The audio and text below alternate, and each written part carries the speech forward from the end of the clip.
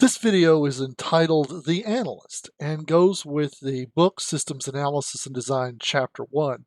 It's a companion video for our Systems Analysis and Design course in the 7th edition of the Dennis Wixom Roth book. I'm Jim Renaud from Shawnee State University, and I'll be taking you through this video lecture.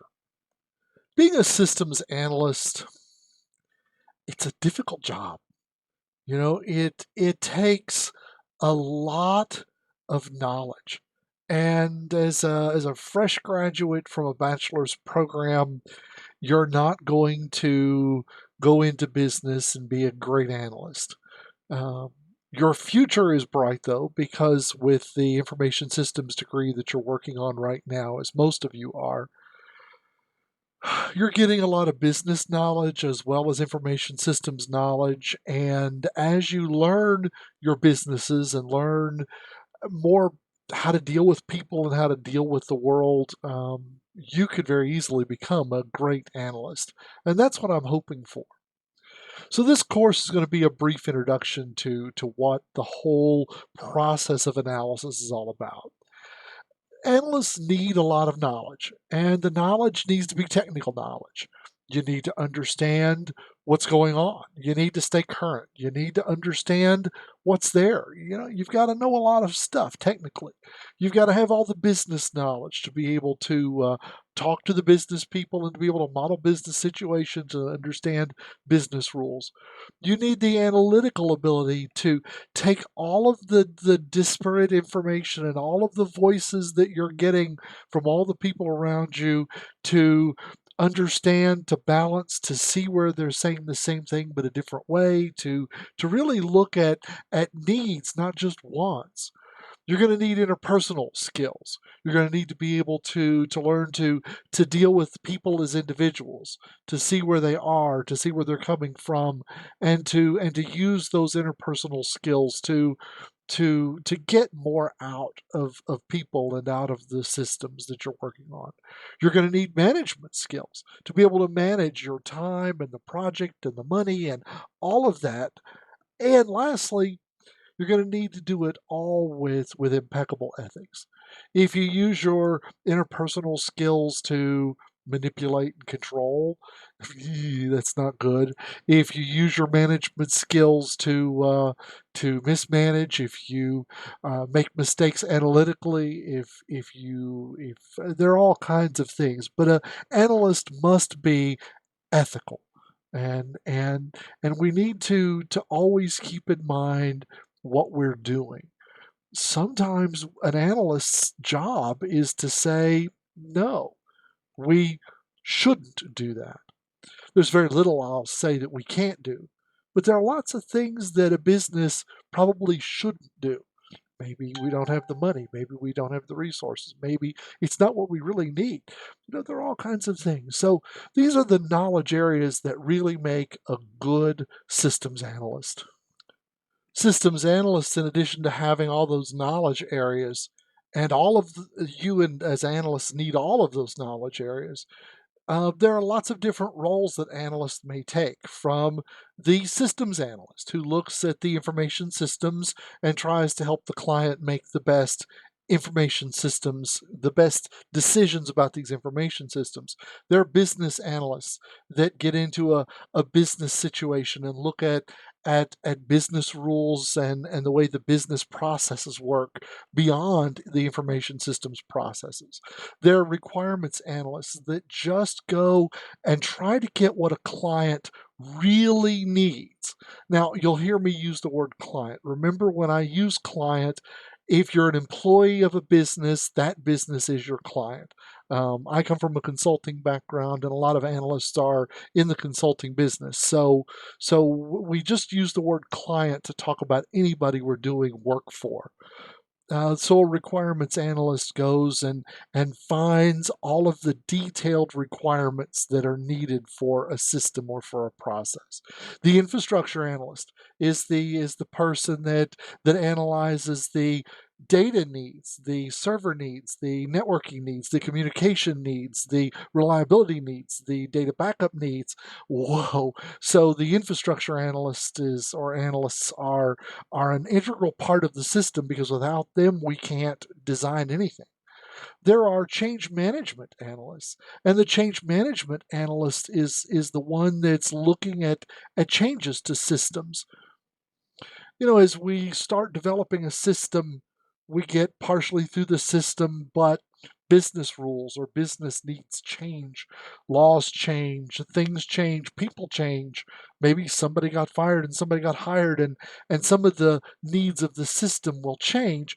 But we just can't willy-nilly go making changes to these very large and very expensive systems. So a change management analyst looks at the changes and the impacts of the changes and tries to manage those changes so that they don't adversely affect the system. And lastly, there's the project manager. Many of you will have a full semester of project management, but we're going to spend a week or two talking about some of the skills of a project manager. And these skills are transferable to virtually any kind of project, from an IS project to a construction project to an engineering project to virtually any kind of project, even moving. You could use a project manager to help you go through the process of moving a business or even your family. So these are just some of the many roles that systems analysts perform, and we'll be talking about all of these roles through this semester. There are a lot of different uh, modalities and ways that we think about systems. The classical view of looking at a systems and a system development methodology is one called the Systems Development Lifecycle, or SDLC, the Systems Development Lifecycle. The book authors have a four-phase SDLC, but I'm going to bring in a fifth phase and talk about it throughout the semester because it is part of the whole analysis. And we've got to keep it in our mind as we're doing a system. But the systems development life cycle starts, and this is the what's called the waterfall method, where we start with one, complete it, move to the next one, complete it, move to the next one, complete it, move to the next one. In a lot of real business situations, that's not the case. Lots of systems, we're doing multiple ones of these at the same time. We may get to a point and go, oops, we need to go back and work on this. We may work things in parallel. We may work things in different orders. There are agile methodologies that don't follow this, but I really want you to understand and know the full systems development life cycle and be able to just spout it back. It's one of the few things I'm going to expect you to memorize in this semester, or would like you to commit to memory. The first phase is planning. And after we get the planning done, we're going to move into the analysis, where we try to figure out what we need. Then we move into the design phase, where we figure out um, how to do it. Then we move into the implementation phase, where we actually do it. And then we move into the maintenance phase of how we use it and keep it going. So, it goes from what to how. It goes from what to how, or why. Wait a minute. It goes from why to how to what, to do, to use. But it's planning, analysis, design, implementation, and maintenance. As an IS professional myself, I kind of see the systems development life cycle more of a wheel, where you jump on the wheel at planning and you go around and around and around. Because when you're maintaining a system, you'll often run into a problem, a feature, an addition, something that needs to be changed. And guess what? That's a whole nother systems analysis cycle you have to go into. So I really see it as a never-ending wheel of wheel of work. I mean, once you get on this gerbil wheel, it's a great life. It's a good profession, and hopefully you're doing your client good. You're using it ethically. Let's just quickly go through each of the phases of the systems development lifecycle and talk what it's about. The first phase is the planning phase. And in the planning phase, we really need to look at three big parts of the planning that we've got to do. We need to look at the technological, can we do it? Can it be done? Many years ago, telecommunications wasn't what it was. The thought of a smartphone didn't exist, and some of the crazy ideas clients had wouldn't have worked. But now we can do it. But are there ideas that come up that we really can't do it? And then we need to ask ourselves the economic question and the economic planning of, will it be of value? Um, we may be able to do it technologically, but it could be so darned expensive. There's no way we can afford it. There's no way it's going to make us money or break even.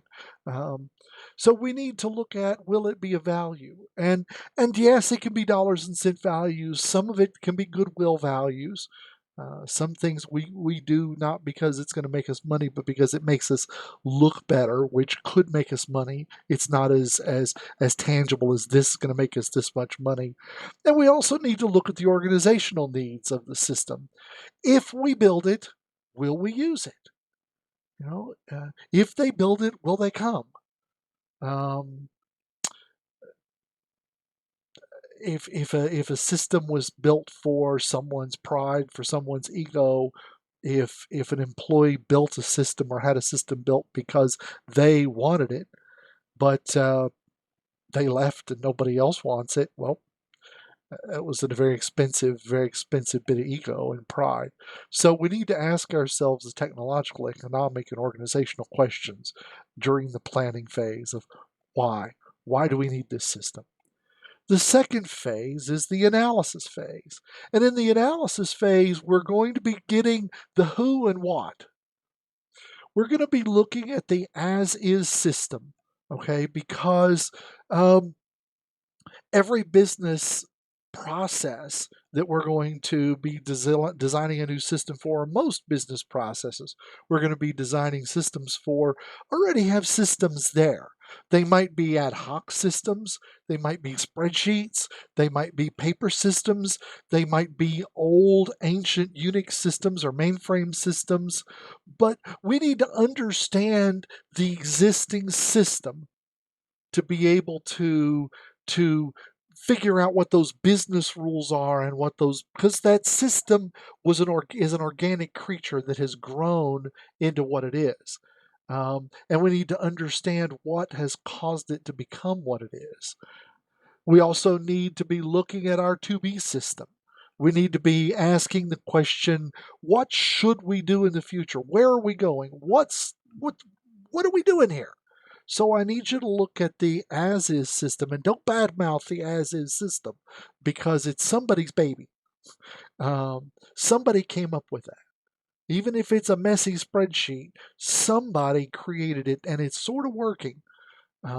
So don't be bad mouthing the old system. And then let's look at where we're going in the future. Look, so we've got to look at all of this. We've got to gather all of these requirements. We've got to use questionnaires. We've got to do all kinds of things, collect artifacts, and we've got to gather all of these requirements. And at the end of the analysis phase, hopefully, we've got a proposal. We don't have a design yet. We have a proposal. We don't even know yet what we're going to build. We just know that these are the things it's got to need. We haven't made the decision yet of whether we're going to buy or build. We're just trying to understand what's going on, the analysis phase. The next phase is the design phase. We figured out, we've planned it's going to work. We know we need it. We've got economic, organizational, and technological buy-in. We've done the analysis. We understand what's here, what we need. We understand who's going to be using it and all of that. Now we need to do, how are we going to make it work? We've got to design it. We need to come up with a strategy. Are we going to purchase? Are we going to buy and modify? Are we going to develop it ourselves? Are we going to in-house it, out-house it, all kinds of things, outsource it? We need to be thinking about the architecture in the design. Is it going to be cloud-based? Is it going to be local server-based? Is it going to be um, all of those kinds of things?